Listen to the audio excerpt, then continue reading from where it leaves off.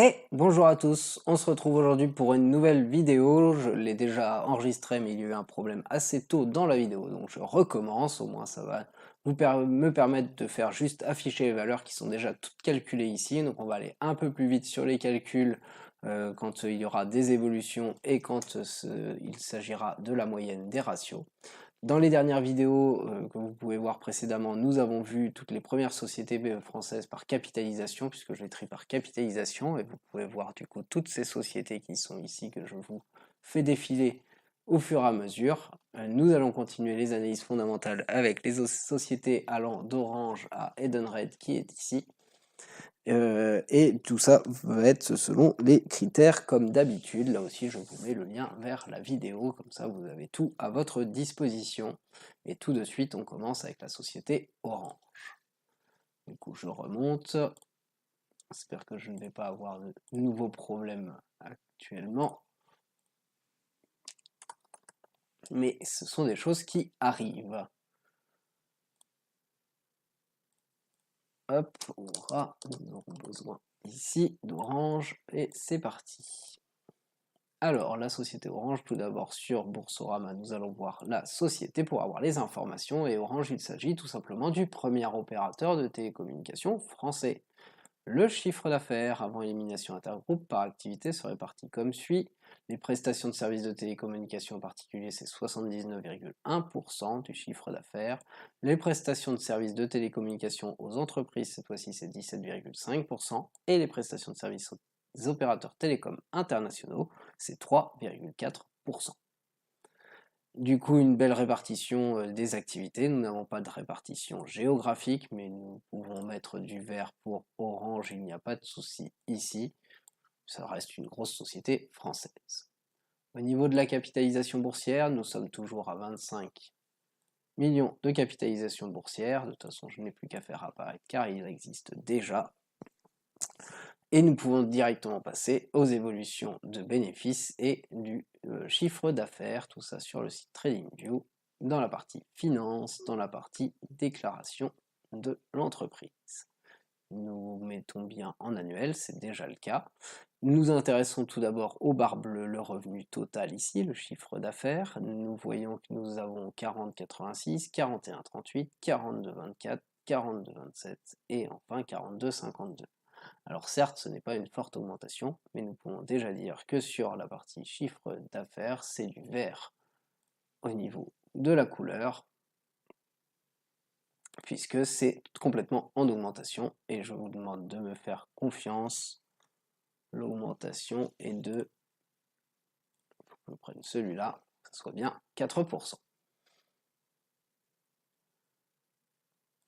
Au niveau du bénéfice, là c'est la barre rouge, là ce n'est pas la même chose, puisque là nous sommes à 8 millions de revenus nets, nous étions à 2,74 il y a 3 ans, et nous étions à 1,58 il y a 5 ans. Donc c'est plutôt en diminution sur 3 ans et sur 5 ans, même si c'est pas complètement en diminution, puisqu'on voit que ça dépend des années. Mais comme c'est plutôt en diminution, c'est du orange que nous allons mettre pour ce chiffre d'affaires, pour cette évolution des bénéfices sur les 5 dernières années. Nous prenons donc du orange, et nous avons moins 99% au niveau de l'évolution, et c'est normal, hein, vous voyez la toute petite barre rouge par rapport à ce qu'elle est ici. Nous avons seulement 8 millions de revenus, alors que nous étions à des milliards. Donc 99% de pertes. Allons voir au niveau de ces évolutions de bénéfices et de chiffre d'affaires pour les prévisions. Et donc les prévisions, elles se trouvent ici. Les prévisions des analystes déjà, c'est plutôt dans le vert, c'est plutôt positif, 27% d'augmentation, vous voyez que c'est plutôt à l'achat au niveau des analystes. Et ce qui va suivre, alors effectivement pour 2021, ce qui s'est passé, c'est que peut-être qu'il y a une partie de 2020 qui devrait se retrouver ici, hein, ça aurait été un peu plus modéré, mais en tout cas, on voit que les prévisions pour l'avenir en termes de bénéfices par action, eh bien, elles vont avoir une tendance plutôt positive.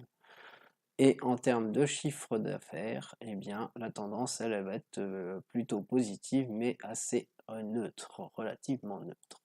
Et donc ces évolutions positives, ça fait que là, qui devrait du coup bien moins, j'ai eu peur que ça s'arrête, mais cette évolution du bénéfice qui devrait du coup être bien mieux pour la suite. Voyons l'évolution du cours de bourse pour Orange. L'évolution du cours de bourse sur les 5 dernières années, c'est elle qui nous intéresse. Elle est fortement baissière, puisque vous voyez 35% de baisse ici. Et du coup, on est resté sur les plus bas niveaux de la crise Covid. On n'est jamais remonté pour l'instant sur Orange. Peut-être que les évolutions à venir côté bénéfices et chiffres d'affaires vont améliorer la donne, mais pour l'instant, ce n'est pas le cas. Et si nous prenons sur 3 ans, et bien là, nous avons 29,05% de baisse. Donc là, c'est un critère que nous pouvons mettre en rouge au niveau de ces baisses, avec les 35% qui apparaissent. Le PER, c'est dans la liste de départ, il est à 5,90, donc à 6 ce PER, c'est notre zone en verte. C'est quelque chose avec un secteur défensif au niveau de la télécommunication. Et du coup, ce 6 en vert qui s'explique avec notamment la perte au niveau du cours de bourse, même si ça devrait quand même réaugmenter et les bénéfices réaugmenter aussi. Voyons côté dividende, puisque c'est une société qui est fortement plus orientée côté dividende, Orange connue pour ses forts dividendes, et donc du coup, voyons comment elle se débrouille côté dividende actuellement, dans la partie finance, dans la partie dividende. Ce qui nous intéresse, c'est de garder le dividende par action. Le dividende par action est de 0,70 et il était de 0,65 il y a 5 ans, une petite diminution au niveau de la crise Covid, mais pas de forte hausse, pas de forte baisse en termes de montant, en tout cas de dividendes. Nous passons de 0,5 à 0,70. C'est tout de même du vert clair que nous pouvons noter ici. Et la hausse est de 8% seulement. Le rendement pour ce dividende, 7% de rendement. Un fort rendement, donc ça c'est ce que nous mettons dans notre zone en verte puisque c'est supérieur à 3%. Comme je vous l'ai dit, je ne fais que apparaître les couleurs et au niveau des chiffres tout est en blanc, c'est pour ça que vous ne les voyez pas mais ils sont tous notés. Le ratio de distribution, voyons voir si Orange est capable de maintenir ce dividende. Le ratio de distribution, c'est le ratio de paiement qui est ici, et du coup, là dans les chiffres, eh bien, il y en a deux qui sont ici supérieurs à 100%, et un qui est très supérieur à 100% avec le 8 millions forcément, et deux qui sont dans notre zone verte inférieure à 60%. Donc il y en a quand même pas mal en rouge ici, pas mal en vert ici, mais les rouges sont quand même un peu supérieurs et bien supérieurs à 50%. Donc nous pouvons mettre une zone orange pour signifier quand même que c'est pas terrible, notamment ce 23 000%. C'est quand même énorme et c'est quand même une société du coup qui n'hésite pas à s'endetter ou à puiser dans ses réserves pour verser son dividende. Donc à faire attention, même si ça ne veut pas dire que ce dividende va être forcément coupé. Nous n'avons pas de orange actuellement, mais du coup je vais aller en trouver. Et le pourcentage calculé, vous voyez, c'est 4000%. C'est quand même assez impressionnant. 28/12/2022, et voilà le bilan pour Orange, donc qui a fortement baissé au niveau de la télécommunication, fortement baissé ici au niveau du cours de bourse. Ça devrait s'améliorer côté bénéfice, mais ça s'explique cette baisse par la baisse du bénéfice aussi. Et côté dividende, un fort dividende, mais attention quand même, il n'est pas d'une sûreté implacable. Nous passons dans l'industrie du côté de Saint-Gobain. Nous allons le retrouver dans notre liste, Saint-Gobain pour SGO au niveau du ticker, les informations sur la société.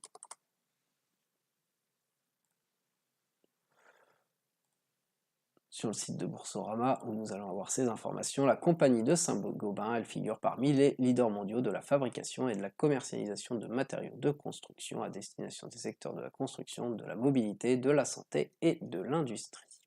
L'activité, elle s'organise en 4 pôles.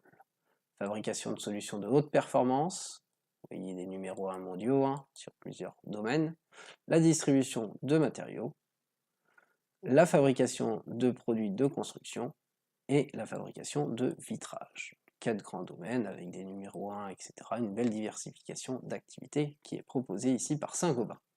À fin 2021, le groupe il dispose de 800 sites de production dans le monde et vous voyez que c'est 73,1% du chiffre d'affaires qui est réalisé à l'international. Et donc du coup une bonne répartition géographique est aussi à noter. Dans tous les cas, nous pouvons mettre du vert côté business, il n'y a pas de souci pour cette grosse capitalisation française.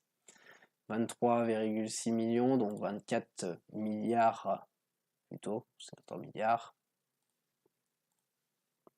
Et vous voyez apparaître le 24 milliards directement ici en vert, puisque c'est toujours des grosses sociétés supérieures à 500 millions d'euros, et ça va être encore le cas pendant un long moment. L'évolution du chiffre d'affaires et du bénéfice pour Saint-Gobain, la finance, les déclarations. Nous sommes bien en annuel. Ce qui nous intéresse, c'est d'abord les barres bleues, le revenu total, 44,16 ici, 42,57 ici, 40,81. On voit juste que ça diminue au niveau de la crise Covid, c'est donc du vert clair au niveau du chiffre d'affaires à noter. Au niveau du vert clair, on va aller chercher du vert clair du coup. Et le pourcentage que j'ai déjà calculé, c'est 8% d'augmentation pour Saint-Gobain, ici. Au niveau du bénéfice, vous pouvez voir si c'est la même teneur. La barre rouge semble la plus élevée ici, avec 2,52 millions de revenus nets. Nous étions à 1,41, nous étions à 1,57. Donc en augmentation sur 5 ans, en augmentation sur 3 ans, malgré tout on voit qu'on fait des passages par quelques millions et en dessous de milliards. Et donc du coup, c'est encore une tendance en vert clair qui est à noter ici. Le pourcentage calculé de cette tendance est de 61%, donc bien mieux que pour son chiffre d'affaires ici. Voyons voir les prévisions pour ces deux tendances qui sont en vert clair ici. Est-ce que ça va se maintenir ce vert clair? Quelles sont les différentes prévisions? Les estimations, les analystes sont très positifs, ils sont complètement dans le vert, vous voyez qu'ils sont à l'achat totalement sur Saint-Gobain. Les prévisions, elles, montrent un petit creux au niveau bénéfice par action en 2023 par rapport à 2022 et on devrait repasser effectivement au-dessus des niveaux 2022 en 2025 et déjà au-dessus des niveaux, on devrait rester tout le temps au-dessus des niveaux 2021. Donc un petit creux, mais quand même globalement une hausse à venir à l'avenir. Donc attention à ce qui peut être pricé sur l'action au niveau de ce petit creux de bénéfice par action, parce que c'est très regardé bénéfice par action, mais globalement ça devrait continuer vers du vert clair, comme c'est le cas actuellement. Au niveau chiffre d'affaires, on voit qu'il y a le gap qui est fait ici, et qu'après, du coup, effectivement, on retrouve le même petit creux ici, mais avec quelque chose de quand même bien plus lisse et bien plus plat ici. Donc effectivement, pareil, nous pourrions continuer sur du vert clair avec les deux chiffres qui sont ici, et moins de pourcentage d'augmentation du côté du chiffre d'affaires que du bénéfice. Voyons voir le cours de bourse. SGO au niveau du ticker et le cours de bourse pour Saint-Gobain sur 5 ans, c'est lui qui nous intéresse, il est de quasiment 0%. Sur 3 ans, c'est 24,12%. Donc là, il est un peu plus intéressant, un peu plus de 5% par an. Néanmoins, nous allons rester sur ce 0% que nous avions sur 5 ans. Je ne sais pas si quand je l'ai fait tout à l'heure, j'avais toujours ce 0%. Nous allons, c'est toujours positif quand même, hein, donc nous allons mettre du vert clair pour tout ça. Tout à l'heure j'avais 1%, mais maintenant je vais même carrément le mettre à 0%, hein, puisque ça a évolué, pas de souci, on fait évoluer, c'est le dernier chiffre que nous avons, bien sûr les cours de bourse, eux, ils ne vont pas arrêter d'évoluer au fur et à mesure. Le PER, c'est dans la liste ici que nous allons le trouver, il est de 8, ce PER. C'est un PER du coup qui se retrouve dans la zone inférieure à 10, voilà, il est bien noté à 8, et du coup c'est un PER intéressant et qui nous donne une fin des critères positifs pour les critères essentiels du côté de Saint-Gobain, puisque tout est en vert ou en vert clair, et en plus les estimations fait que ça devrait se poursuivre, même si on voit quand même c'est du vert clair avec du 0% sur l'évolution du cours de bourse. Pour cette industrie française, voyons voir comment elle se débrouille côté dividendes, et nous passons du coup du côté de la finance. Du côté des dividendes, ce qui nous intéresse, c'est le dividende par action. On voit le creux au niveau de la crise Covid, on voit qu'ici, en 2021, il est plus élevé qu'en 2017, donc nous avons déjà quelque chose qui est dans le vert clair, qui est positif. Voyons le pourcentage déjà calculé auparavant, 25% d'augmentation pour ce vert clair et pour Saint-Gobain.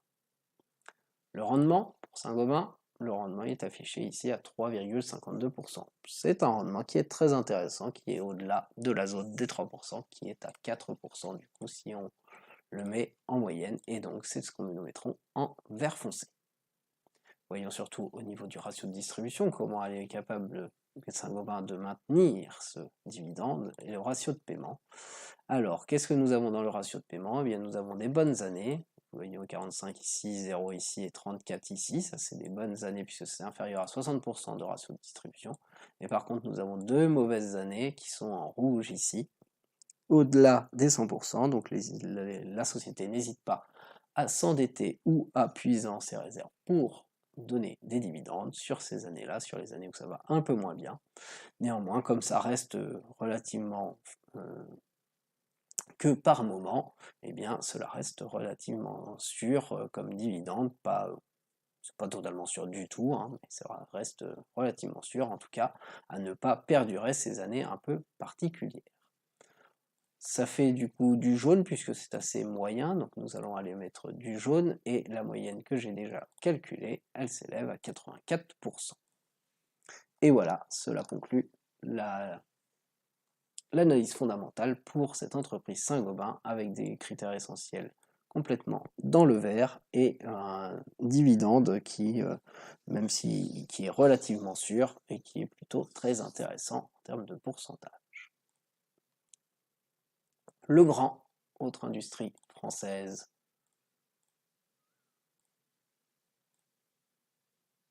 LR pour le ticker pour Legrand, pour trouver les informations sur Boursorama. Dans la partie société, qu'est-ce qu'il nous est dit? Il nous est dit que Legrand, c'est le spécialiste mondial des infrastructures électriques et numériques du bâtiment. Son offre complète adaptée au marché de la basse tension pour les segments tertiaires, industriels et résidentiels en fait une référence à l'échelle mondiale. Legrand dispose d'implantations commerciales et industrielles dans plus de 90 pays et bénéficie de relais de croissance solides dans la durée. Sur le plan géographique, 82,8% du chiffre d'affaires est réalisé à l'international, c'est 25% du côté de la zone euro, de l'Europe plutôt, 39,2% en zone Amérique du Nord et centrale, et 18% dans le reste du monde.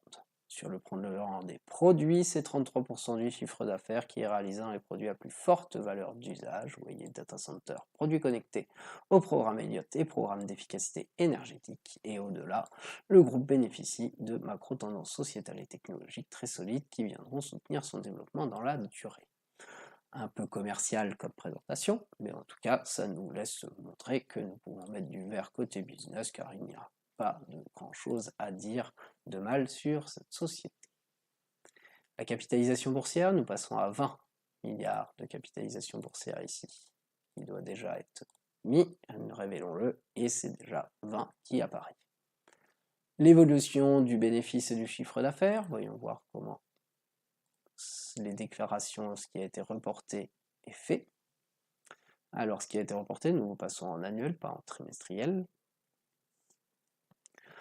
Et du coup, nous nous intéressons toujours au revenu total, la barre en bleu, qui a l'air d'être plutôt haussière. Et effectivement, nous passons de 5,52 à 6,62 à 6,99. Donc, haussier sur 3 ans, haussier sur 5 ans. Seule la crise Covid ici fait une petite diminution. Et donc, nous pouvons mettre du vert clair pour cette hausse sur 3 ans et cette hausse sur 5 ans. Le pourcentage, lui, déjà calculé, va donc apparaître, et il est de 27%, donc plus intéressant en termes de chiffre d'affaires que Saint-Gobain en termes d'évolution du chiffre d'affaires. Côté bénéfices, nous passons au rouge, nous sommes à 904 millions, nous étions à 834 et nous étions à 711. Pareil, là ici, seule la petite diminution entre 834 et 681 au niveau de la crise Covid, même tendance à noter du vert clair ici. Les chiffres d'augmentation sont de 27%, là aussi, c'est exactement la même augmentation du chiffre d'affaires et du bénéfice qui est à noter. Maintenant, il faut voir avec les prévisions, est-ce que cette belle tendance en vert clair peut perdurer dans le temps? Est-ce que, en tout cas, c'est ce qui est prévu et estimé? Les analystes sont plutôt neutres sur la valeur, là vous voyez que c'est quand même beaucoup plus partagé, et effectivement, ils sont beaucoup plus neutres. L'évolution pourtant du bénéfice par action est là, elle est peut-être moins forte. C'est pour ça que, selon les estimations, et c'est peut-être pour ça que les analystes sont plus neutres sur le dossier, mais cette tendance est quand même là, à la hausse. Et sur le chiffre d'affaires, eh bien, elle est aussi là. Certes, sur le chiffre d'affaires comme sur le bénéfice par action, ce ne sont pas des tendances à venir très fortes, et probablement que ça va rester sur du vert clair, mais peut-être avec des chiffres un peu moindres que ces 27%. Et en tout cas, pas des chiffres qui vont me faire une forte croissance de l'entreprise. L'évolution du cours de bourse pour Legrand, avec le ticker LR, Legrand sur 5 ans, c'est ce qui nous intéresse, c'est en vert et c'est 17,59% de hausse, donc 18% de hausse. Et lorsque nous prenons sur 3 ans, là c'est 1,83% de hausse. Donc à chaque fois sur 3 ans ou sur 5 ans, c'est moins de 5% de hausse en moyenne par an, donc c'est du vert clair, des petites hausses, mais pas des hausses faramineuses non plus. Et nous retrouvons les 18%. Le PER pour Legrand, il apparaît dans la liste ici à 19,94, donc un PER de 20, c'est notre zone en jaune, ici, nous révélons ce PER de 20. Du coup, ce que nous avons, c'est des prévisions qui sont plutôt haussières, un PER qui est plutôt moyen, relativement intéressant, mais plutôt moyen, et des prévisions qui sont relativement à la hausse, donc quelque chose d'assez stable pour Legrand, même si c'est pas fortement en croissance. Voyons voir côté dividende, comment la société se débrouille.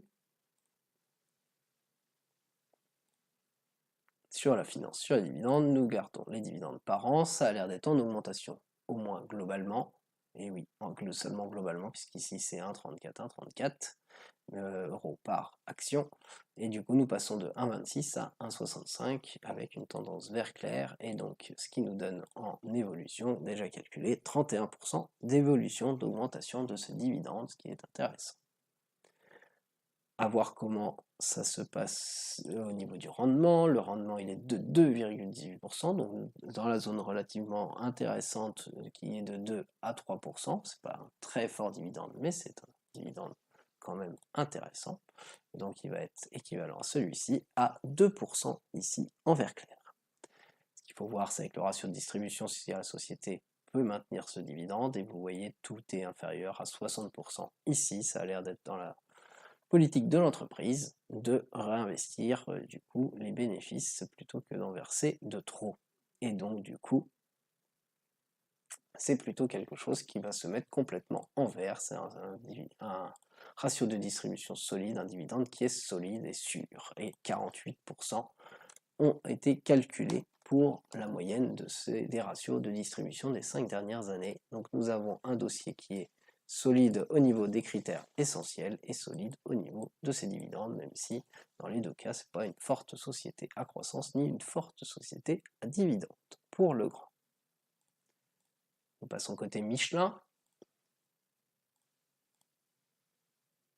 Autre société ici française, Michelin avec ML comme ticker pour obtenir les informations sur Boursorama, Michelin, la société. Voici les informations, c'est la compagnie générale des établissements Michelin qui figure parmi les leaders mondiaux de fabrication et de la commercialisation de pneumatiques. Les produits du groupe sont principalement commercialisés sous les différentes marques que vous pouvez voir ici. Et le chiffre d'affaires par activité, il se répartit avec la vente et la distribution de pneumatiques pour 76,6%, et d'autres pour le reste, 23,4%, les autres étant la vente de pneumatiques, de spécialités destinées aux engins agricoles et de génie civil, aux deux roues et aux avions.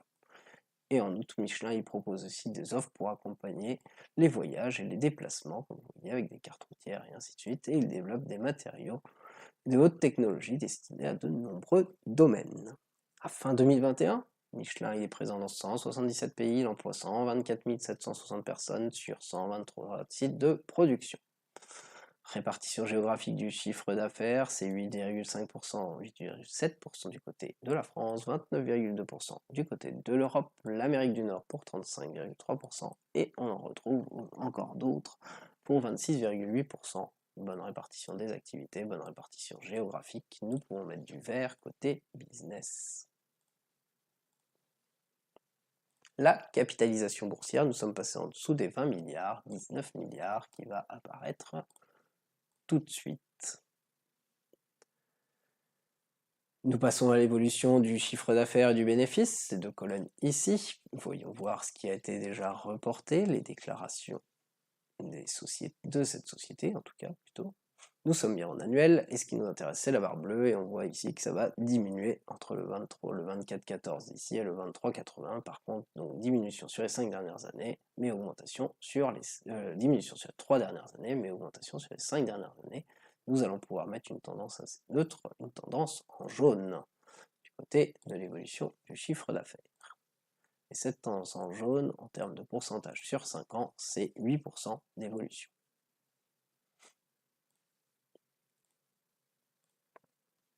En rouge, cette fois-ci, nous passons, là c'est un peu mieux, puisque nous passons de 1,69 millions à 1,74 millions à 1,84 millions, donc sur 5 ans et sur 3 ans, c'est en augmentation. Seule la crise Covid est venue un peu perturber tout ça. Donc là, nous sommes sur du vert clair, et en termes de pourcentage, cela nous donne sur 5 ans 9% d'augmentation. Donc c'est à peu près le même pourcentage que pour le chiffre d'affaires, mais par contre une tendance un peu plus haussière. C'est pas non plus faramineux. Voyons voir au niveau des prévisions, ce jaune et ce vert clair, qu'est-ce que ça peut devenir? Est-ce que cela peut rester sur des tendances plutôt positives? Pour Michelin, les analystes ont l'air d'être un petit peu plus positifs que négatifs. Effectivement, ils sont plutôt à l'achat. Et les tendances, elles, effectivement, ont l'air d'être plutôt positives, même si c'est pas non plus des grosses évolutions du bénéfice par action, puisque vous voyez qu'on passe de 3,02 à 3,04, hein, pour aller justement à 3,56, et c'est pas non plus une grosse évolution du chiffre d'affaires, pour passer de presque 28 milliards à 29 milliards, un peu en dessous de 30. Donc à chaque fois, ce sont des évolutions. Donc potentiellement, effectivement, le jaune va disparaître au profit d'un vert clair, mais d'un vert clair avec pas forcément des chiffres d'augmentation énormes. L'évolution du cours de bourse pour Michelin, avec ML comme ticker. Sur 5 ans, c'est en rouge, c'est 11% quasiment de baisse. Donc c'est pas une grosse baisse sur 5 ans, mais c'est tout de même en baisse. Et sur 3 ans, eh bien c'est en baisse, mais c'est aussi de 2,72%. Donc à chaque fois c'est en baisse, mais ce ne sont pas des baisses très prononcées. Donc nous allons mettre tout de même du orange, ici, ce qu'on a déjà vu là. Et au niveau du pourcentage de baisse sur 5 ans, nous pouvons même mettre à jour, puisque c'était 11% plutôt que 10%, avec les dernières données qui sont en train d'être calculées. PER, le PER c'est dans la liste ici, il se retrouve à 11,56 ce prix de cherté de l'action, donc à 12, et 12 c'est notre zone en vert clair. C'est notre zone qui est très intéressante, c'est plutôt dans le bas de cette zone qui va de 10 à 17, et effectivement, tout cela, ça peut s'expliquer avec ce PER qui ne price pas à l'avenir énormément par des estimations qui ne sont pas non plus complètement à la hausse pour la suite, et ce qui explique que le cours de bourse ne s'effondre pas non plus totalement, mais ne part pas non plus à la hausse de façon drastique.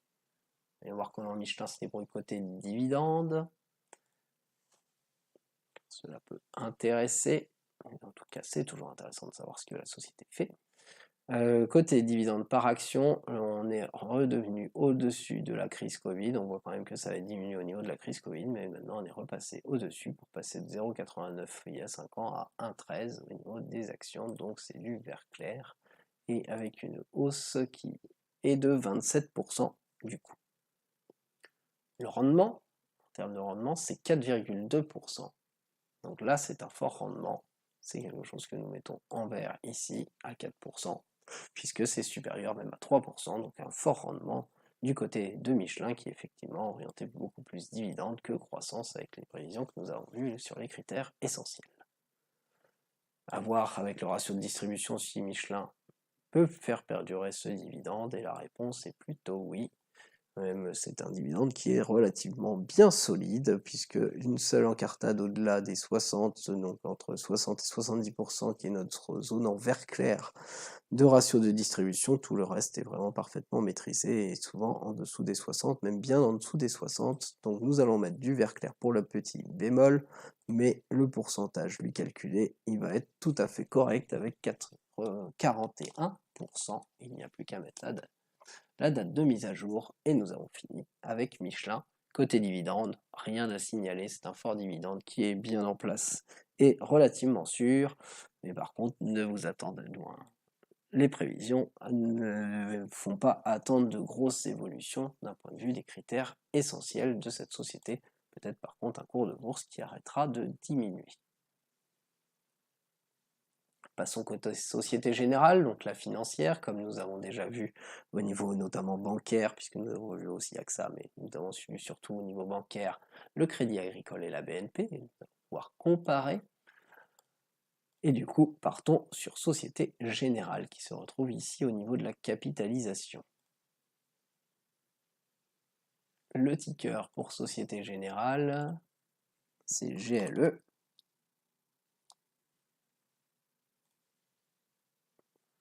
On peut se mettre au niveau de la société et nous avons les infos. Société Générale figure parmi les premiers groupes bancaires français. Le produit net bancaire, puisque c'est comme ça qu'on parle au niveau des banques, par activité se répartit comme suit. Nous avons toujours d'abord la banque de détail, 30,2%, avec Société Générale et Crédit du Nord. Ensuite, nous trouvons la banque de financement et d'investissement pour 21,9%, c'est le numéro 3 européen ici. La banque de détail à l'international, 19,4%. La prestation de services, les prestations de services financiers spécialisées d'assurance 12,1%, la gestion d'actifs et banques privées 3,7% et autres encore 12,7% qui reste tout de même. À fin 2021, la Société Générale, elle gère 139,2 milliards d'euros d'encours de dépôt et 497,2 milliards d'euros d'encours de crédit, ce sont encore là des fortes sommes. La répartition de ce produit net bancaire, le PNB, est de 48,4% en France, 32,4% en Europe, les Amériques représentent 7,2%, l'Afrique 6,3% et l'Asie-Océanie 7,7%. Une bonne répartition des activités bancaires, relativement classique, bonne répartition géographique. Nous pouvons mettre du vert côté business, il n'y a pas grand-chose à redire. En termes de capitalisation boursière, nous sommes à 18. Ça a dû déjà être calculé, nous faisons apparaître ce 18, ça reste du vert, bien au-delà des 500 millions d'euros, bien au-delà du milliard. Donc, nous sommes toujours dans les grosses capitalisations boursières. Voyons voir les deux évolutions, chiffre d'affaires et bénéfices sur les 5 dernières années, pour voir les tendances de ces évolutions. Et du coup, les tendances, là, nous sommes en annuel et nous voyons des petits chiffres, notamment des barres qui ont l'air de s'écraser. Et la barre en bleu, le revenu total, le chiffre d'affaires qui est déjà, certes, à l'œil nu, bien diminué par rapport à il y a 5 ans. Néanmoins, par rapport à la crise Covid, eh bien, il augmente depuis 2019, avant la crise. Et donc, du coup, il se reprend. Et donc, du coup, nous pouvons mettre en jaune cette tendance, puisque c'est en baisse sur 5 ans, mais en hausse sur 3 ans.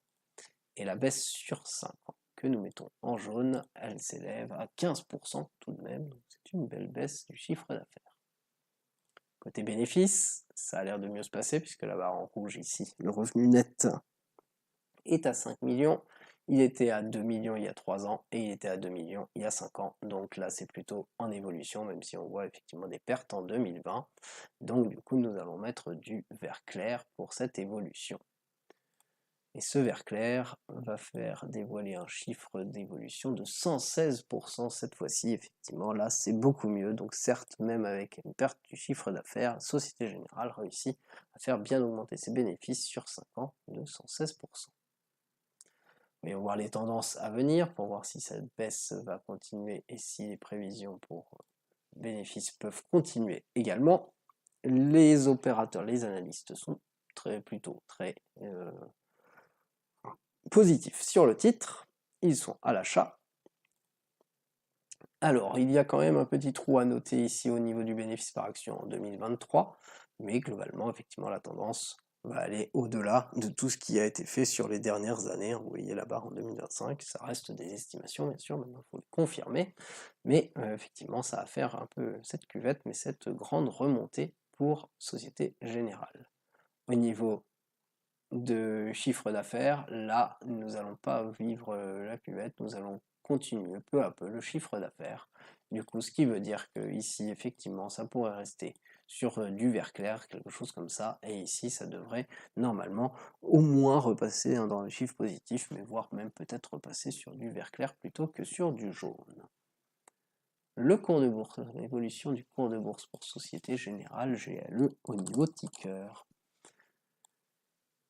Sur 5 ans, puisque c'est ce qui nous intéresse, et bien là il est fortement baissier, vous voyez 45% de baisse, hein, une baisse qui a été surtout faite dans les 2 premières années que nous voyons ici, et depuis nous avons quand même 24,05% de baisse sur les 3 dernières années. Là nous pouvons complètement mettre du rouge, c'est à chaque fois plus de 5% en moyenne de baisse pour cette action. Prenons du rouge. Et c'est 45%, bah oui, c'est ce que nous voyons à l'écran ici, c'est toujours ça, c'est bon. Le PER, il est dans la liste ici, et le PER, il est de 8. Il est en vert, c'est un PER bancaire, une défensive, et du coup, il est en 8. Et du coup, voilà les critères généraux au niveau de Société Générale de cette bancaire, et donc nous voyons chiffre d'affaires en petite évolution, bénéfice bien plus, un cours de bourse qui s'effondre un petit peu, un PER assez restreint. Si nous comparons par rapport au Crédit Agricole, nous retrouvons un peu les mêmes tendances, même si ici c'est pas une baisse, mais c'est toujours du jaune.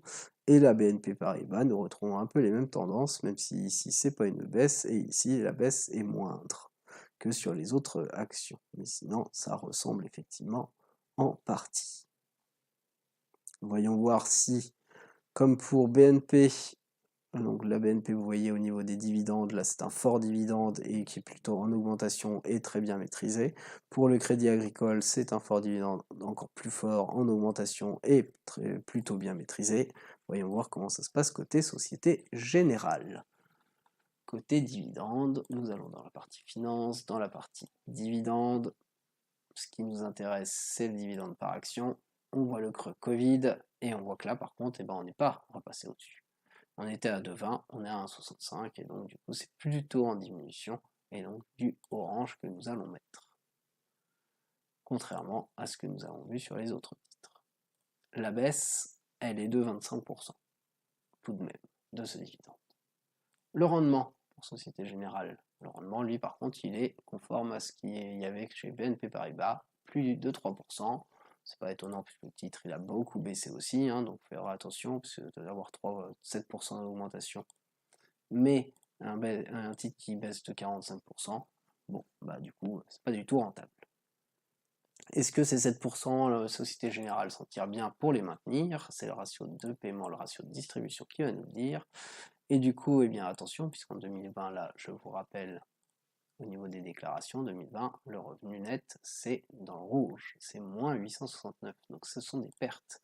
Donc là, la société, elle a continué à verser, elle a versé un dividende alors qu'elle avait des pertes, donc c'est supérieur à 100%, donc là c'est du rouge au niveau du critère.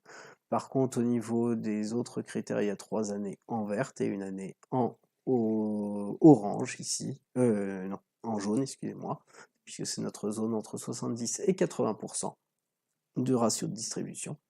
Donc du coup, bon, bah, cela reste assez moyen, nous pouvons mettre du jaune pour cette action, hein. Il n'y a que ici ce petit bémol, c'est le plus gros bémol qui est ici.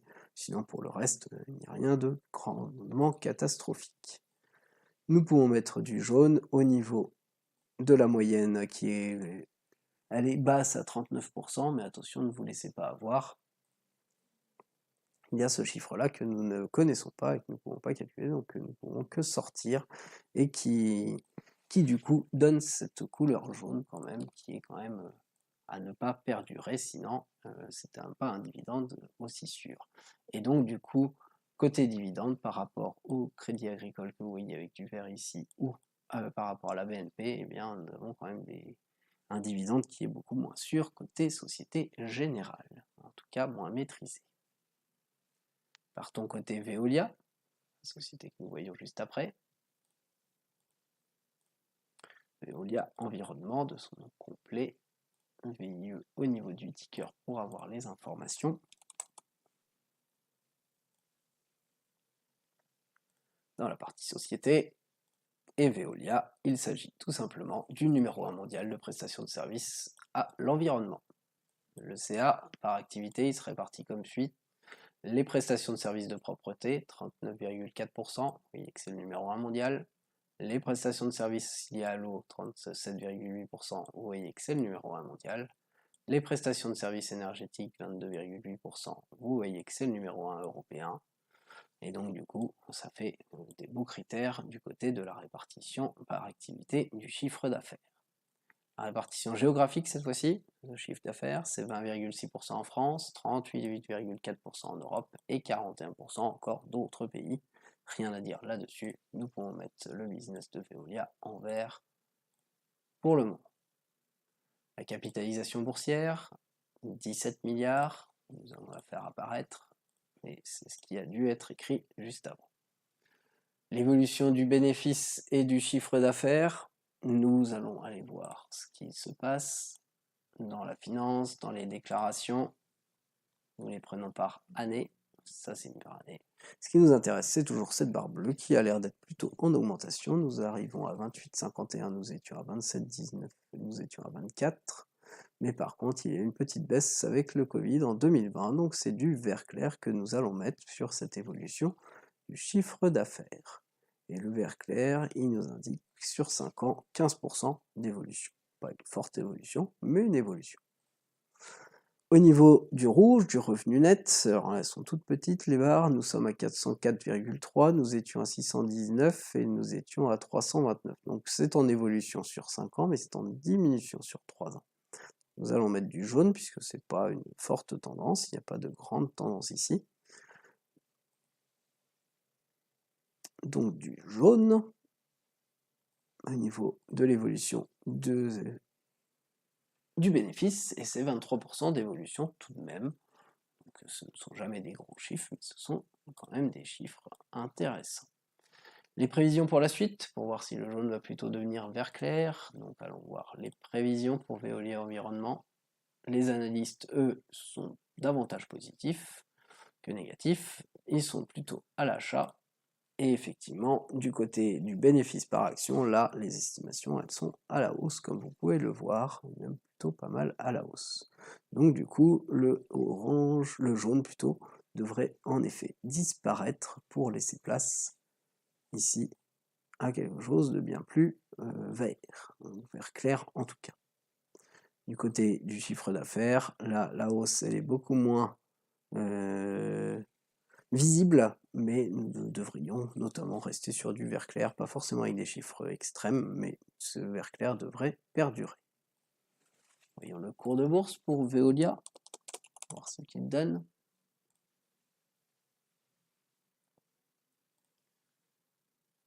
Il est en vert, un peu chaotique, mais en vert quand même, c'est 17,41% d'évolution sur les 5 dernières années.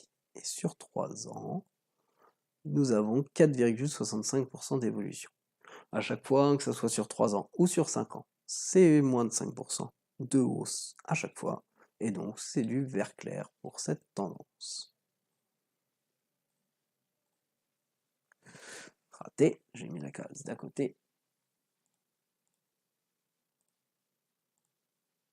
17% de hausse, c'est ce que nous avons vu, c'est toujours d'actualité. Le PER, il est dans la liste de départ, le PER, et vous le voyez là, il est élevé ce PER, bien 50, il est donc bien au-delà des 35. Il est dans notre zone en rouge. Et ce qui pourrait peut-être expliquer... Non, là j'ai fait un copier-coller, donc j'ai effacé le chiffre. Ce qu'il faut que je fasse, c'est que je prenne juste la forme. La forme pour faire apparaître le 50. Voilà. Ce qui peut expliquer ce 50, c'est qu'effectivement, les gens ont plutôt tendance à aller vers les estimations qui sont données ici, hein, de bénéfices et de chiffre d'affaires, mais surtout de bénéfices. Et donc, du coup, peut-être qu'ils price une belle évolution de ce bénéfice que nous avons vu juste avant. et c'est pour ça, mais attention quand même au prix de l'action, parce que le PER reste là quand même relativement élevé, et même élevé dans notre zone au-delà des 35. On va voir comment Veolia se débrouille du côté dividende. Nous allons dans la finance, dans les dividendes. Le dividende par action, c'est ce qui va nous intéresser.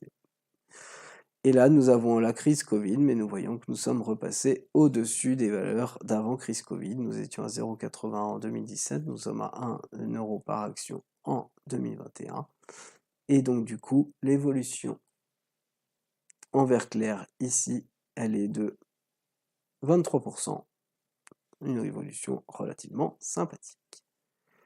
Au niveau du rendement de ce dividende, c'est un rendement très intéressant, qui est élevé, qui est plus de 3%, qui est à 4% avec le cours de bourse actuel. 4%, c'est notre vert foncé, puisque c'est supérieur à 3%, donc une société plus orientée dividende que croissance, même si là on a vu quand même qu'au niveau de la croissance des bénéfices, ça devrait être pas mal. Est-ce que Veolia est capable de maintenir ce dividende? Comment se gère-t-elle au niveau des ratios de distribution, des ratios de paiement? Alors là, c'est vraiment pas terrible. Oui, 4 chiffres au-delà des 100%, donc l'entreprise n'hésite pas à s'endetter ou à puiser dans ses réserves pour verser son dividende, et seulement un chiffre qui est dans le vert à moins de 60% du ratio de distribution. Et même si on prend les années avant, vous voyez qu'on est encore au-delà des 100%. Donc méfiance sur ça. Nous allons mettre du orange pour indiquer cette grosse méfiance et vous allez voir que la moyenne, du coup, elle va forcément être élevée et pas bonne du tout. Donc voilà, 181% qui apparaît ici en ratio de distribution, c'est pas du tout un dividende qui est sûr dans le temps si cela se passe comme ça. Par contre, avec les prévisions d'augmentation de bénéfices, peut-être que là, ça va beaucoup mieux se passer et faire diminuer ce ratio de distribution moyen. Passons à la société suivante, et il s'agit du groupe Bolloré. Le groupe Bolloré, BOL au niveau du ticker.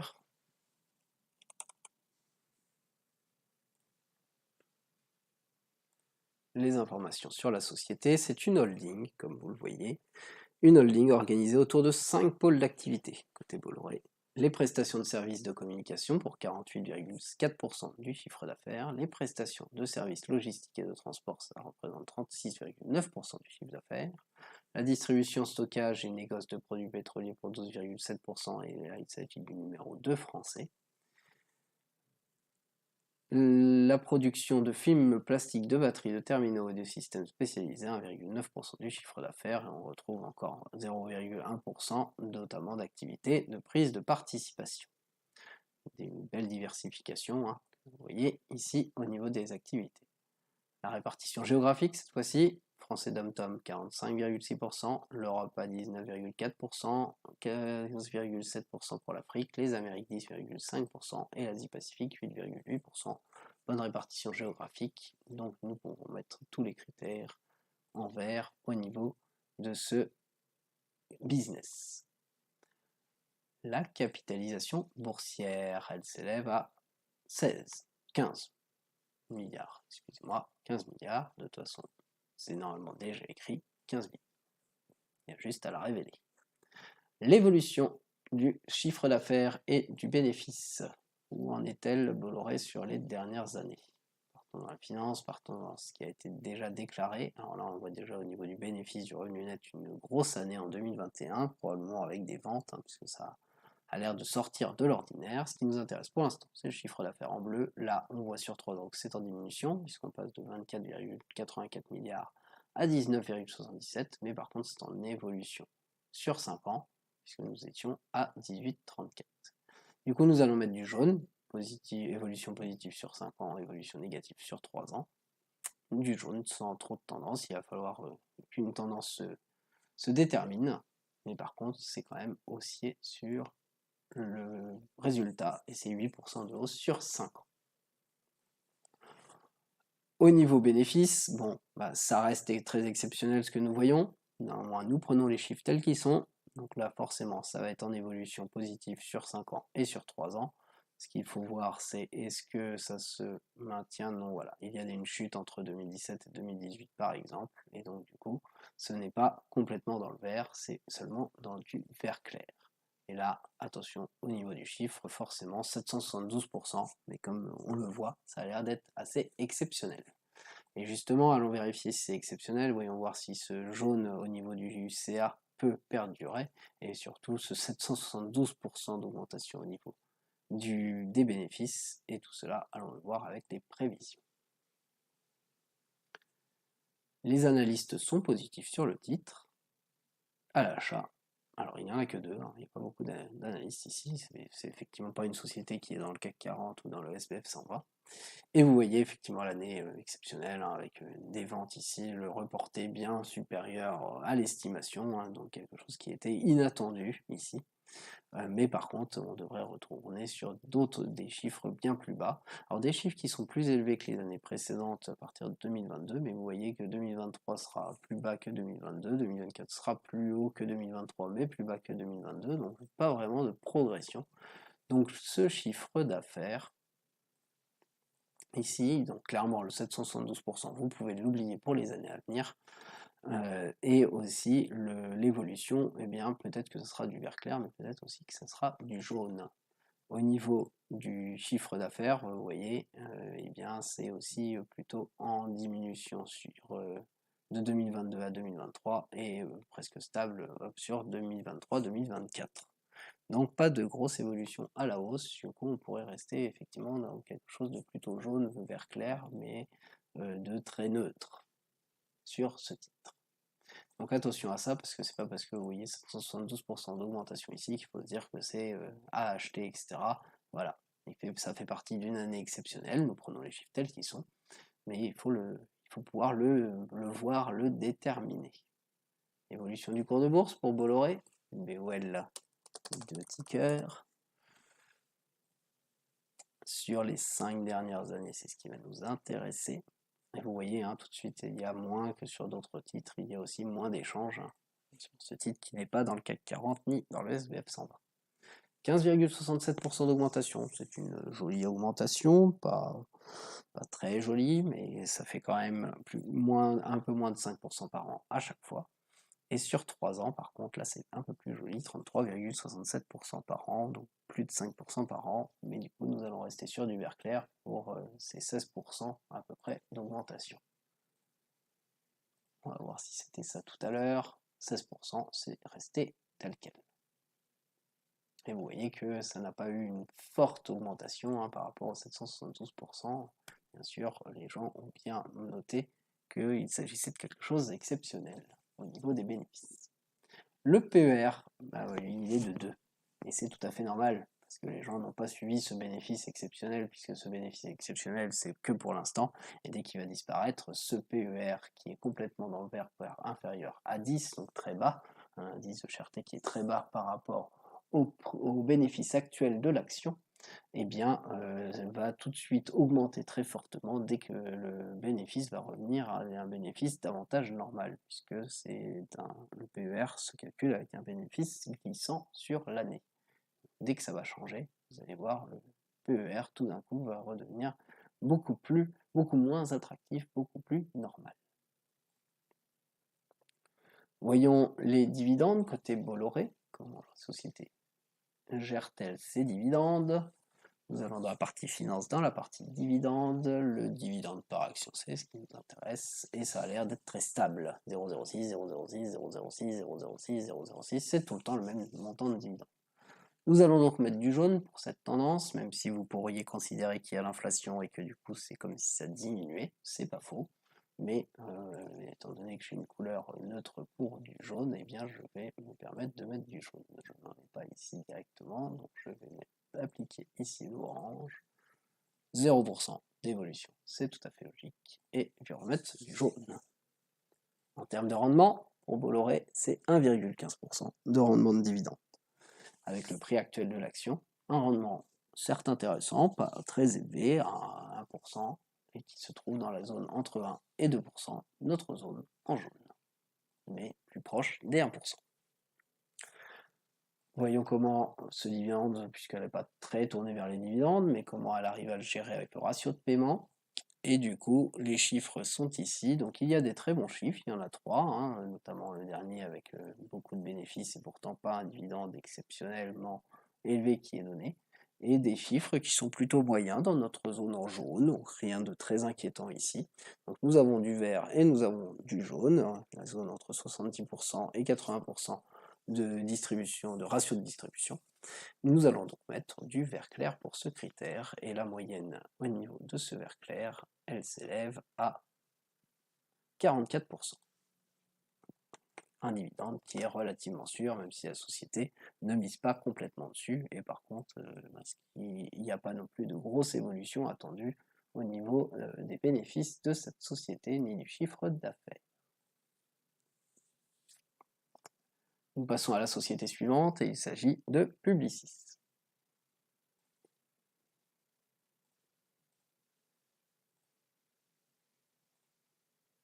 Publicis avec le ticker pub, PUB. Les infos sur la société, sur le site ici Boursorama, c'est un leader mondial de la communication. Le groupe Publicis, il est présent sur l'ensemble de la chaîne de valeur, du conseil à l'exécution, en combinant la transformation marketing et la transformation digitale des entreprises. Publicis se positionne comme le partenaire privilégié dans la transformation de ses clients pour leur permettre de créer une expérience personnalisée à grande échelle. Le groupe repose sur 10 expertises, et ces 10 expertises sont regroupées au sein de 4 activités principales.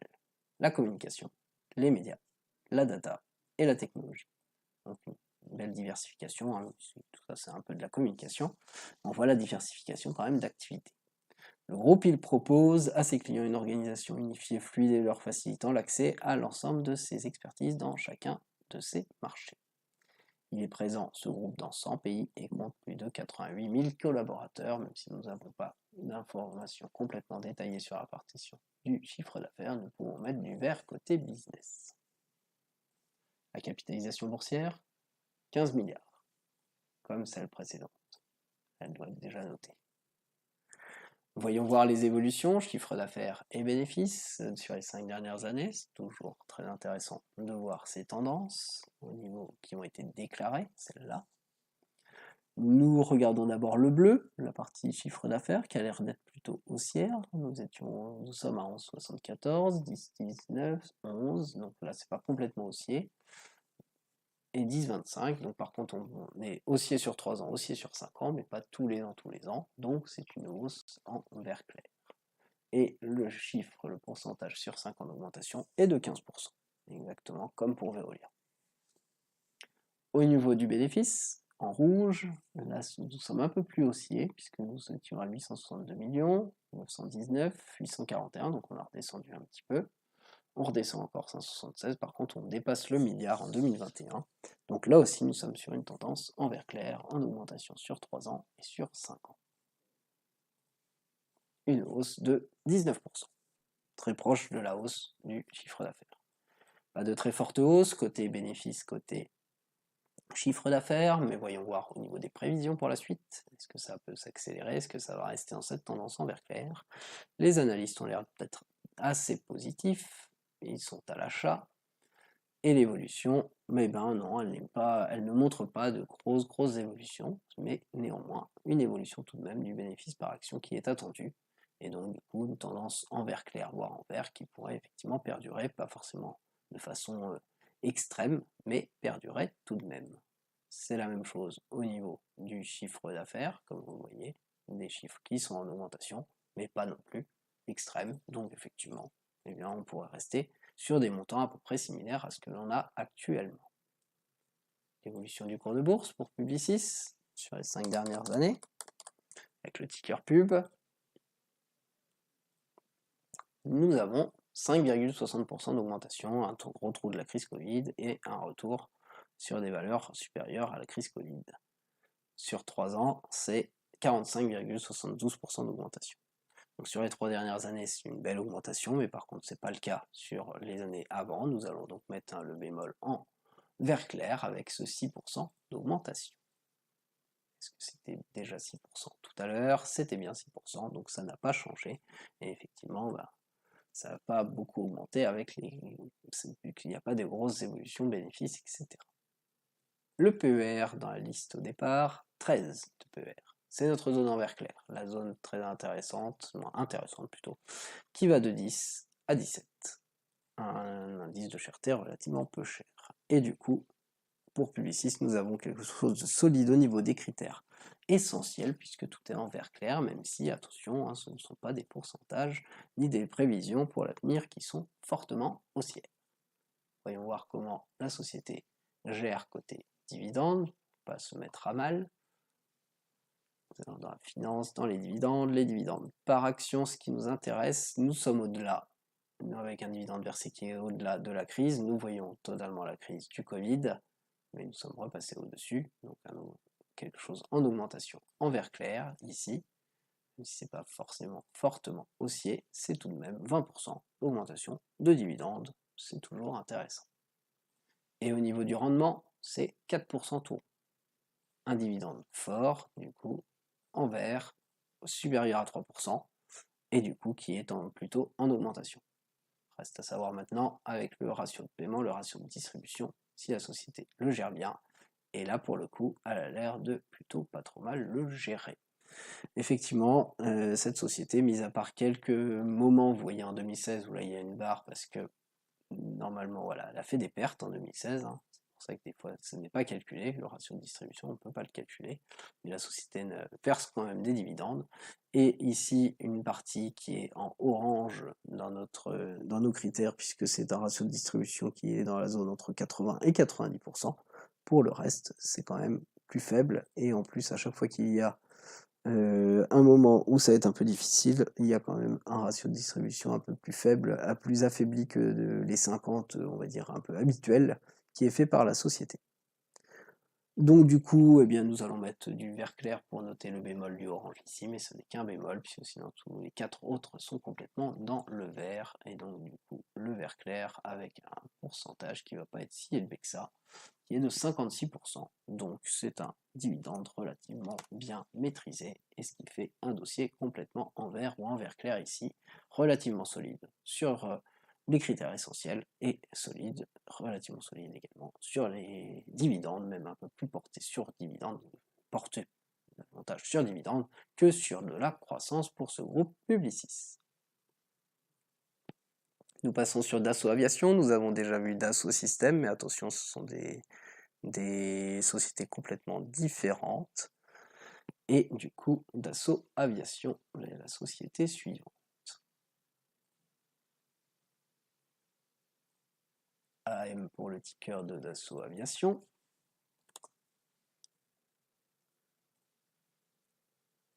Les infos sur la société, voyons-les tout de suite. Il y en a peu, mais Dassault Aviation, il figure parmi, sa société, elle figure parmi les principaux constructeurs aéronautiques mondiaux. Le chiffre d'affaires serait réparti comme suit: les avions militaires pour 72,9%, les avions d'affaires pour 27,1%. Si vous n'avez pas entendu parler ni du Falcon, ni du Rafale, ni du Mirage, eh bien ce sont des gros avions, et donc du coup il n'y a pas trop de... Même si ça peut paraître peu de lignes ici, la diversification et les marques, puisqu'il y a quand même il y a quand même assez peu de constructeurs aéronautiques mondiaux, hein. L'impact ici est fort pour Dassault Aviation, et donc du coup il n'y a pas de souci à se faire, et en plus il y a 89% du chiffre d'affaires qui est réalisé à l'international. Tout cela fait un business que nous pouvons mettre en vert. La capitalisation boursière, nous passons à 13 millions cette fois-ci. Elle a déjà dû être mise, voyons voir, 13 millions, c'est parfait. Voyons l'évolution sur les 5 dernières années du chiffre d'affaires et du bénéfice. Nous allons dans la partie finance, nous allons dans la partie de ce qui a été déclaré, nous sommes en annuel. Ce qui nous intéresse d'abord, c'est le chiffre d'affaires, donc les barres bleues. Nous voyons ici que c'est une petite diminution sur 3 ans, de 7,37 à 7,25, mais par contre une plus forte évolution sur 5 ans.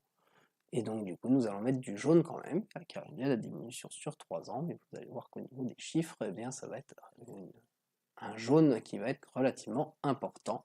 avec 48% d'augmentation, donc une augmentation tout de même sympathique qui pourrait se rapprocher du vert clair. On verra bien ça avec les estimations. Au niveau du rouge, eh bien, on va suivre le même schéma, 712 ici, ça va être 605 et 630. Ah non, on ne suit même pas le même schéma, on diminue à chaque fois. Diminution sur 3 ans, diminution sur 5 ans. Maintenant, on ne diminue pas tout le temps, puisque par exemple, le revenu net en 2020 était inférieur. Et là, du coup, la réduction du bénéfice s'explique peut-être avec effectivement ce qui s'est passé au niveau de la crise Covid. Et l'aviation qui a eu un peu de mal, mais donc du coup, en tout cas nous pour le critère, c'est plutôt baissier, et donc c'est plutôt en orange. Même si nous n'allons pas être sur du 99% comme nous allons pu le voir, nous allons être seulement sur du 4% de diminution, ce qui n'est vraiment pas très élevé. Ces tendances qui peuvent paraître pas terribles, hein, plutôt neutres, voire un peu en augmentation ici, nous allons voir les prévisions pour la suite, pour Dassault. Quelles sont les prévisions données? C'est plutôt positif pour les analystes, ils sont à l'achat, et pour les prévisions, eh bien vous voyez que ça va avoir tendance à plutôt augmenter et plutôt accélérer au niveau de la tendance haussière, et en plus on voit que le reporté en bleu a tendance à être au-dessus de l'estimé. Mais c'est surtout cette accélération du bénéfice qui peut être intéressante pour la suite. Et au niveau du chiffre d'affaires, là on la voit moins, là il y a un petit creux en 2023, mais du coup ça veut dire que Dassault Aviation va travailler vraiment sur ses marges, hein, pour aller faire du bénéfice, même si le chiffre d'affaires lui ne va pas augmenter tout de suite. En tout cas, les tendances pourraient effectivement bien s'améliorer par rapport à ce que nous voyons ici. Côté cours de bourse, avec le ticker AM, Dassault Aviation, nous avons un cours en vert, 24,66%, donc 25%, mais quand même inférieur à 5% par an, inférieur aux 25%. Et sur 3 ans, nous avons là 37,23% d'augmentation. Là, cette fois-ci, c'est supérieur à 5% par an. Néanmoins, nous allons quand même noter en vert clair, on est tout proche du vert, hein, mais nous allons noter en vert clair ce 25% d'évolution sur 5 ans, même si c'est vraiment un vert clair tout proche du vert. Le PER, lui, se trouve dans la liste. Ici, il est à 20. Un PER moyen. Un PER qui ne s'est pas effondré. Un PER qui est vraiment moyen ici. Et un PER qui peut s'expliquer parce que, effectivement, là, pendant un petit moment, c'était pas forcément terrible au niveau du réalisé, mais par contre, au niveau des estimations du chiffre d'affaires et du bénéfice, eh bien, ça devrait s'améliorer. Et donc, du coup, ça ne s'est pas effondré au niveau du PER, mais c'est pas non plus parti à la hausse en forte croissance pour cette société. Voyons voir comment elle gère côté dividende, cette société Dassault Aviation. Le dividende par action tout d'abord. Le dividende par action, il est en augmentation. La crise Covid, pouf, un arrêt de dividende, et par contre un dividende qui est repassé au-dessus de ce qu'il était, de 1,53 à 2,49. Du vert clair du coup pour l'augmentation, et une augmentation en termes de chiffres qui se fait à 63%. Donc là, une belle évolution, même s'il y a eu un arrêt de ce dividende. Alors, toujours noter qu'il peut y avoir des arrêts de dividendes comme ça. Le rendement, c'est pas une société fortement orientée dividende, c'est 1,54% de versement par rapport au chiffre, donc 2%. Et c'est notre zone qui est en jaune, c'est notre zone moyenne. Un dividende moyen, relativement intéressant, mais pas une société fortement portée, orientée sur les dividendes. Et sur ce dividende qui a l'air relativement faible, eh bien la société, vous voyez qu'elle le maîtrise parfaitement, puisqu'elle a même coupé son dividende alors qu'elle faisait encore des bénéfices, et elle a une politique de versement de dividendes qui a l'air d'être relativement restreinte pour garder et réinvestir un maximum de bénéfices qu'elle produit. Et donc du coup, la moyenne de tout ça qui est complètement en vert, hein, c'est un ratio de distribution solide, un dividende qui est sûr, et du coup c'est 24% en moyenne de ratio de distribution, ce qui est un ratio de distribution faible. Donc une société avec quelques perspectives qui devrait s'améliorer au niveau des couleurs que nous voyons là, une société qui n'est pas très orientée dividende, mais qui a un dividende relativement intéressant et particulièrement sûr dans tous les cas.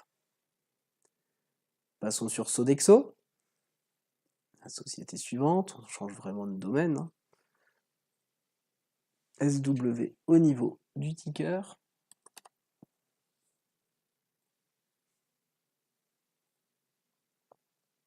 Les informations pour Sodexo, Sodexo est un leader mondial de services de restauration et de facilities management.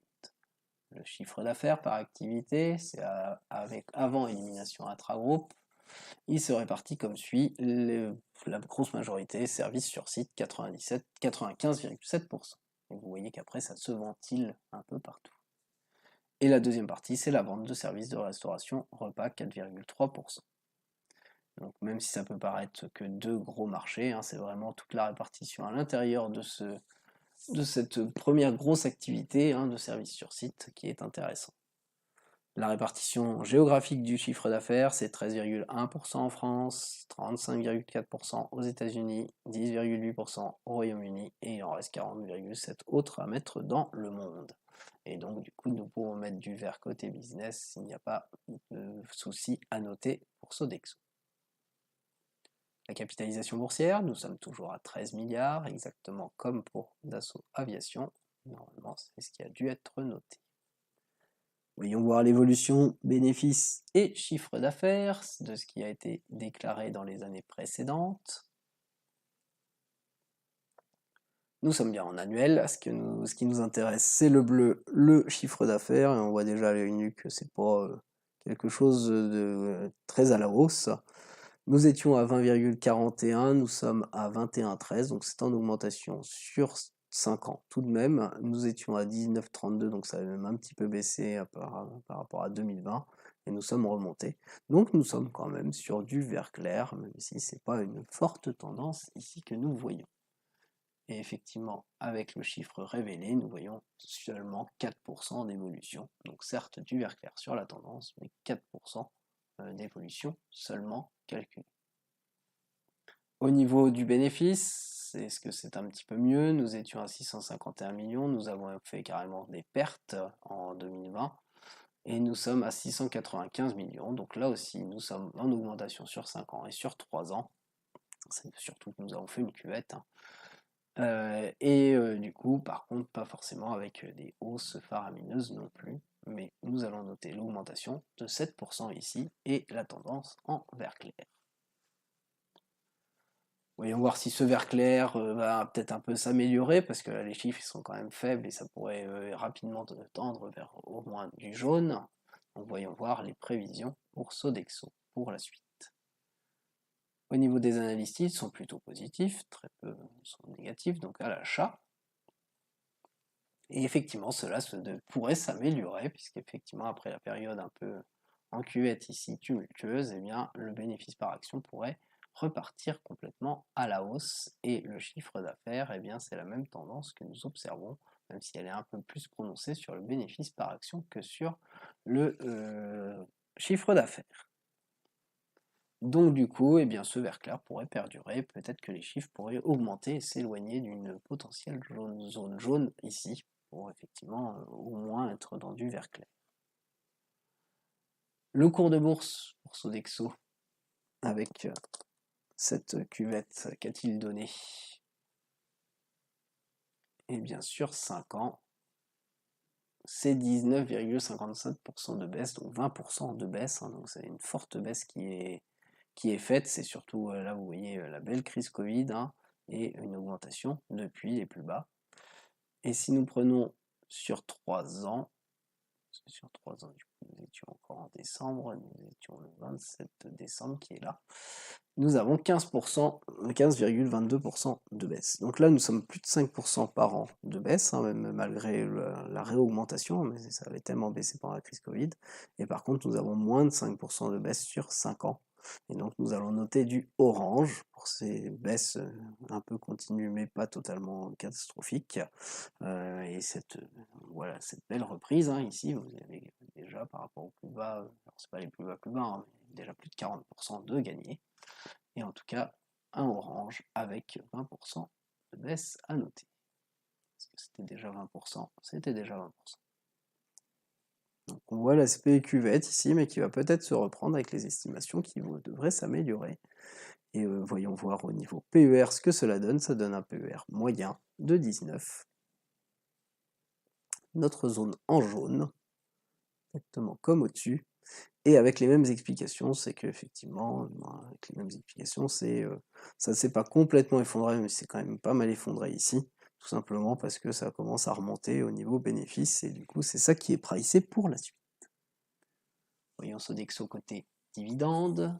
Qu'est-ce qu'il se passe de ce côté-là, dans la partie finance, dans la partie dividende, le dividende par action, comment elle a maîtrisé ça? Eh bien, elle l'a coupé pendant la crise, et pour l'instant, il n'est pas repassé au-dessus, il est en dessous de ce qu'il était auparavant. Et donc, du coup, une tendance orange avec cette baisse du dividende, et une baisse qui s'élève à 13%. Pas catastrophique, mais une baisse tout de même. En termes de rendement, c'est 266%, donc c'est pas un fort rendement, mais c'est un rendement qui est très intéressant, qui est dans notre zone de 2 à 3%, la zone que nous mettons en vert clair en termes de dividendes. Et plutôt 3%, puisque c'était plus proche de 3%. À voir si ce dividende, qui est quand même relativement intéressant, Sodexo est capable de le maintenir, comment elle le gère au niveau du ratio du paiement. Eh bien, on voit qu'il y a quand même deux zones vert clair ici, c'est même pas du vert, il n'y a qu'une zone en vert, il y a quelque chose qui est complètement en rouge ici, et en 2020, et c'est du vert parce qu'il n'y avait pas de ratio de distribution de données. Néanmoins, c'est plutôt sain parce qu'en 2020, je vous rappelle que la société, elle avait fait des pertes, donc ça aurait été catastrophique qu'elle verse un dividende ici.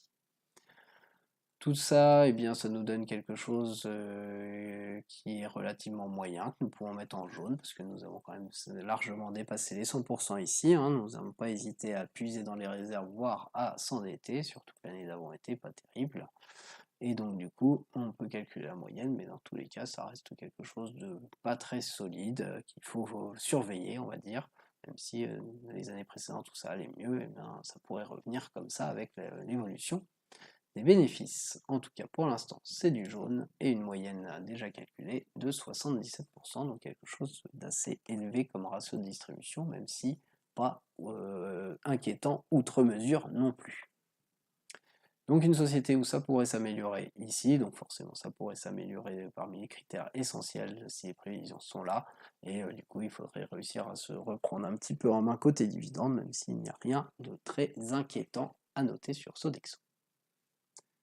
Téléperformance, on change encore complètement de domaine.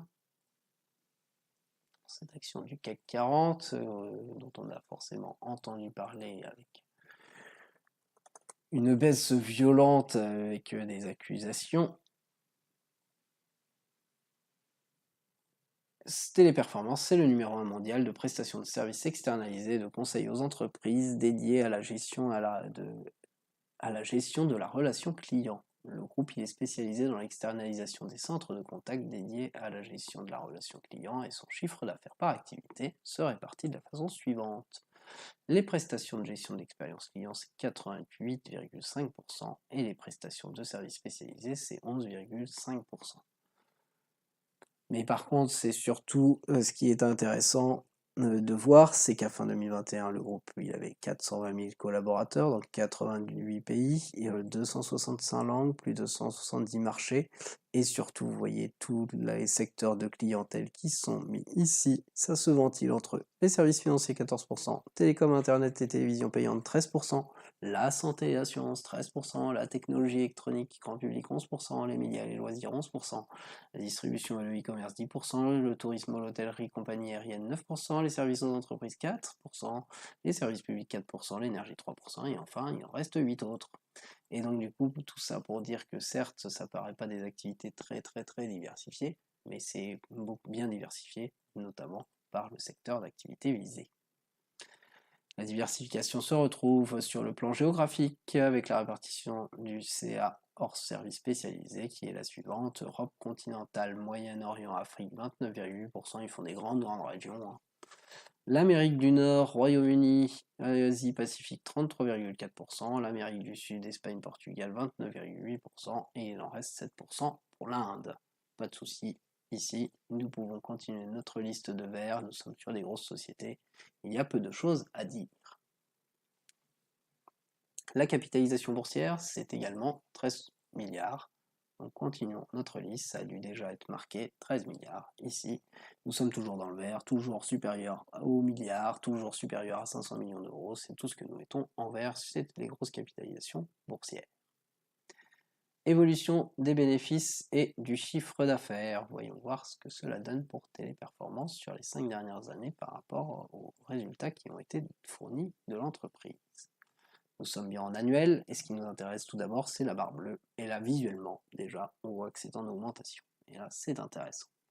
Nous passons de 4,18 de revenu total à 4,44, à 5,36, à 5,73, à 7,12. Et là, nous sommes sur une tendance en vert foncé. Et en plus d'être en vert foncé, donc déjà nous n'en avons pas beaucoup au niveau chiffre d'affaires, c'est très intéressant, une société à la croissance comme ça, et vous voyez la croissance elle est de 70% sur 5 ans. Très intéressant comme croissance.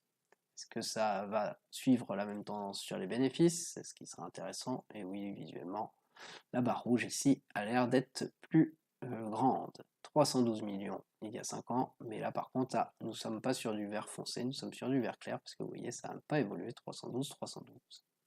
400, 324, donc ça a même redescendu pendant la crise Covid, et là ça a fortement réaugmenté depuis. Donc du vert clair, ici, mais avec quand même une tendance à la hausse, et une belle tendance à hausse, 79%. Voyons voir si les prévisions de ces sociétés déjà qui présentent une orientation croissance intéressante vont perdurer. Les prévisions sont les suivantes, très à la hausse pour les analystes, c'est déjà positif, ils sont très à l'achat. Et tout cela s'explique notamment par ce bénéfice, même si on voit que les reportés ont tendance à être un petit peu inférieurs aux estimés, mais les estimations, elles sont bien à la hausse au fur et à mesure des années en euros par action que vous voyez ici. Et au niveau du chiffre d'affaires, eh bien c'est à peu près la même tendance. Donc, du coup, notre vert et notre vert clair avec des beaux chiffres ici pourraient complètement continuer à être dans les mêmes couleurs, au moins vert clair. Voyons le cours de bourse pour le ticker TEP, pour Téléperformance. Sur les 5 dernières années, c'est très à la hausse, 86%. Mais par contre, une belle chute depuis. Là, on voit effectivement ce qui s'est passé comme accusation. Ça avait déjà pas mal remonté depuis, mais par contre, on voit une très grosse correction depuis un an, comme les marchés, mais là, 43% de correction, très forte correction pour Téléperformance. Sur 5 ans, ça reste complètement haussier. Par contre, sur 3 ans, probablement beaucoup moins, 1,79%. Nous allons donc mettre du vert clair, puisque ça reste quand même haussier, moins de 5% par an sur 3 ans, beaucoup plus que 5% par an sur 5 ans. Donc du vert clair, et avec une belle hausse de 85%. Là, c'était à 84, là maintenant c'est même passé à 86%. Eh bien, nous allons mettre 86%, ça a même encore bien augmenté.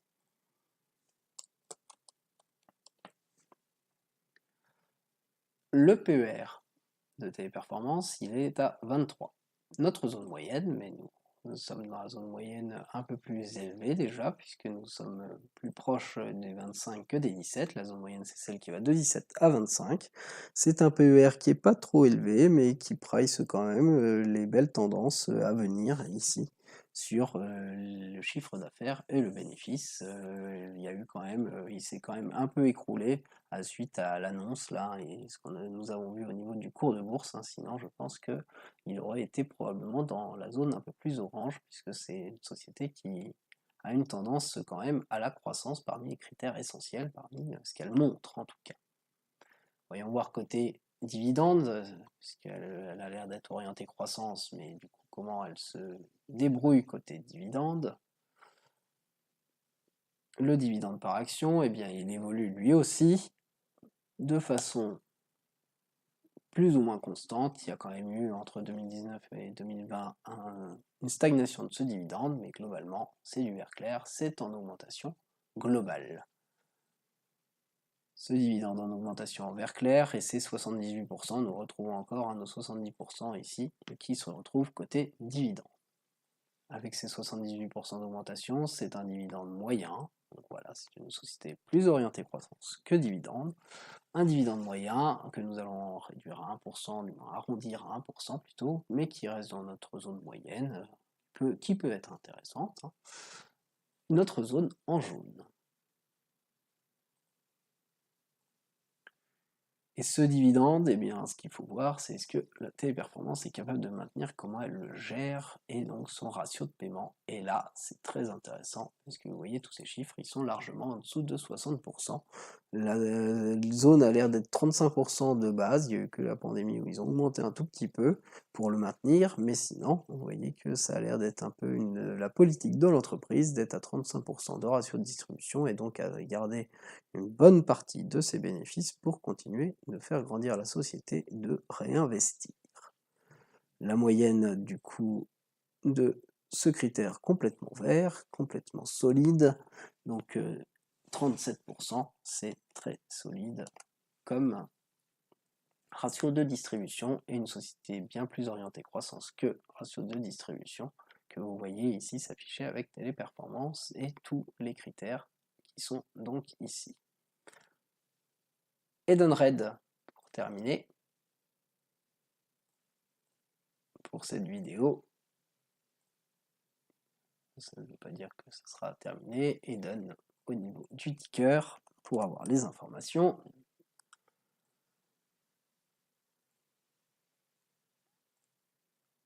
Edenred, c'est la plateforme digitale de services et des paiements qui accompagne le quotidien les acteurs du monde du travail. Elle connecte cette plateforme dans 46 pays, plus de 50 millions de salariés utilisateurs à 2 millions de commerçants partenaires au travers d'environ 900 000 entreprises clientes.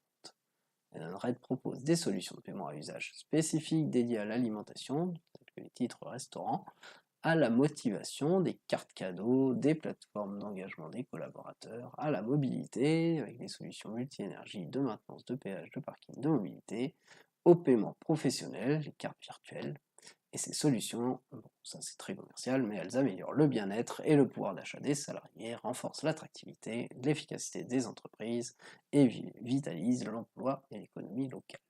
Certes, nous n'avons pas de grandes informations sur le chiffre d'affaires, mais c'est une grosse société française, il n'y a pas de souci à mettre pour Edenred du vert côté business.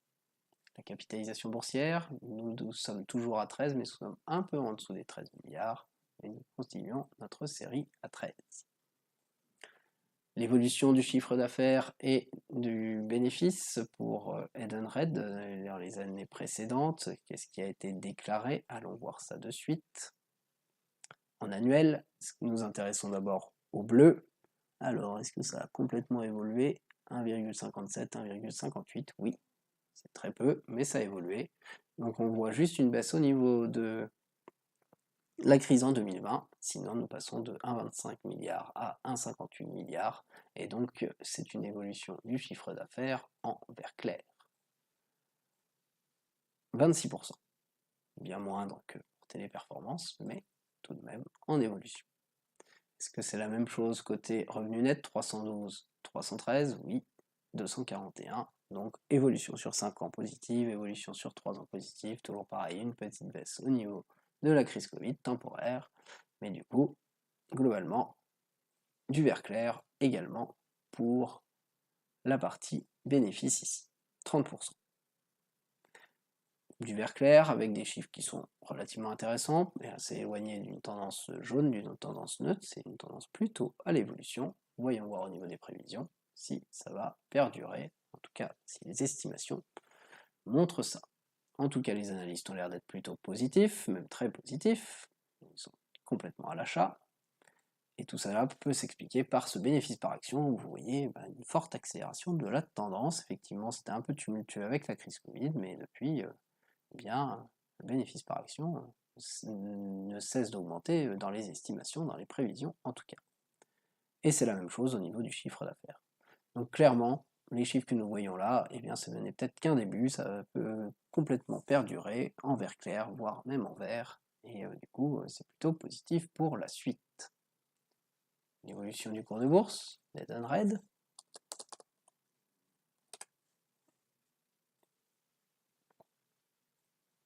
sur 5 ans, très forte hausse, 111% d'augmentation. Très forte hausse, bien sûr ralentissent depuis la crise Covid, ça se voit à l'œil nu, on va quand même aller vérifier sur 3 ans, mais ça a l'air beaucoup moins haussier. 10,03%, c'est tout de même en hausse. Donc une belle hausse sur 5 ans, une belle hausse sur 3 ans, mais par contre moins de 5% par an sur les 3 dernières années, donc nous allons mettre cela en vert clair, mais c'est tout de même 111% qui va être affiché. Donc c'est un gros chiffre d'évolution. Le PER, pour quelque chose qui a l'air quand même relativement orienté croissance, le PER il est à 38, au-delà des 35, c'est pas déconnant, puisque ça ressemble à une société orientée croissance, et comme je vous l'ai dit, c'est plutôt Téléperformance qui a chuté au niveau du cours de bourse, sinon il y avait des chances que ça soit à peu près la même donnée, et là on n'est même pas très loin des 35, donc c'est pas non plus forcément catastrophique à voir avec les prévisions et le maintien des prévisions. Est-ce que la société réussira à faire exactement ce qui est prévu? Passons côté dividende, sur cette société qui a l'air d'être orientée croissance, mais voyons comment elle gère côté dividende. L'évolution de ce dividende année après année, pas de forte évolution. Nous étions à 0,85, nous sommes passés à 0,90, 0,85, 0,90, 0,86, on est passé à 0,70, 0,75, 0,90, donc on est au-dessus de avant la crise Covid, mais vraiment pas de forte évolution de ce dividende à noter. C'est tout de même en vert clair, mais au niveau des chiffres, ça va pas être non plus énorme, 6% d'augmentation. Au niveau rendement, c'est 1,76% de rendement du dividende qui est proposé par la société. Donc pas non plus là un fort rendement. Une société avec un rendement moyen, un rendement qui peut être intéressant. Et quelque chose qui ressemble effectivement à Téléperformance, même si là ça se rapproche des 2%, mais qui est en jaune.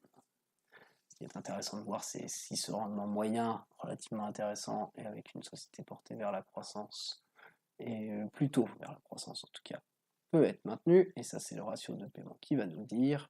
Et au niveau du ratio de paiement, alors c'est pas totalement maîtrisé, c'est pas parfait, mais il n'y a pas non plus de 100% qui sont affichés, sauf il y a un petit moment, plus dans les 5 dernières années.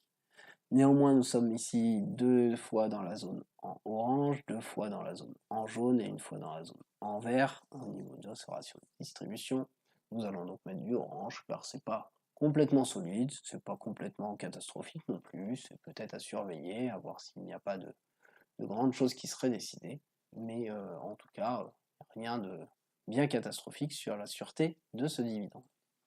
Du jaune, au niveau moyen, ça nous fait une moyenne de 73%, rien de catastrophique et assez logique, et du coup un dossier qui effectivement, notamment avec ce PER élevé et les estimations à l'avenir, qui est bien plus orienté croissance que dividende pour Edenred, même si le dividende il peut être toujours intéressant.